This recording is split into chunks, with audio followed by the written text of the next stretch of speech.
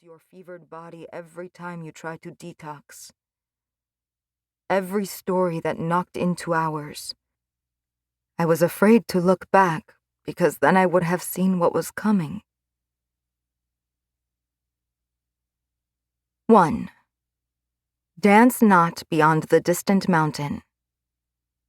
María Isabel, Camagüey, 1866.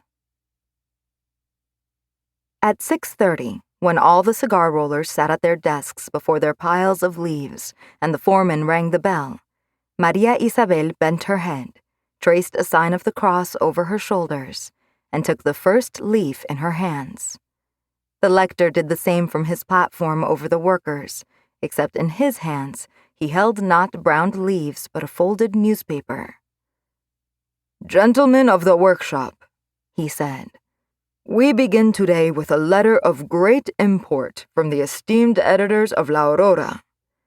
These men of letters express a warm fondness for workers whose aspirations to such knowledge, science, literature, and moral principle fuel Cuba's progress." María Isabel ran her tongue along another leaf's gummy underside, the earthy bitterness as familiar a taste by now as if it were born of her.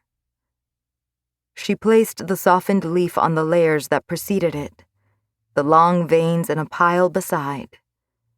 Rollers, allowed as many cigars as they liked, struck matches and took fat puffs with hands tented over flames. The air thickened.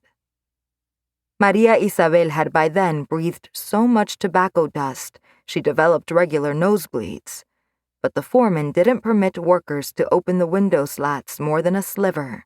Sunlight would dry the cigars. So she hid her cough. She was the only woman in the workshop. She didn't want to appear weak. The factory wasn't large, by Cuban standards, only 100 or so workers, enough to roll for one plantation a mile away. A wooden silo at the center held its sun-dried leaves, darkened papery slivers the rollers would carry to their stations. Next to the silo, a ladder flanked the chair where Antonio, the lector, sat. He cleared his throat as he raised the newspaper. "La Aurora, Friday, 1st of June, 1866, he began. "The order and good morals observed by our cigar makers in the workshops, and the enthusiasm for learning, are these not obvious proof that we are advancing?" María Isabel picked through her stack of leaves, setting aside those of lesser quality for filler. "Just go into a workshop that employs 200, and you will be astonished to observe the utmost order. You see that all are encouraged by a common goal, to fulfill their obligations." Already a prickling warmth spread across María Isabel's shoulders. The ache would grow into a throb as the hours passed, so that by the end of the workday, she could barely lift her head. To fulfill their obligations, to fulfill their obligations. Her hands moved of their own accord. The bell would ring, and she'd look at the pile of cigars, smooth as clay, surprised she'd rolled them all.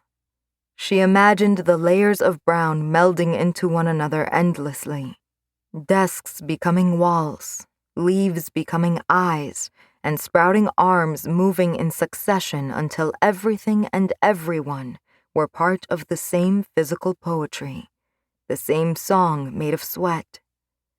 Lunchtime. She was tired.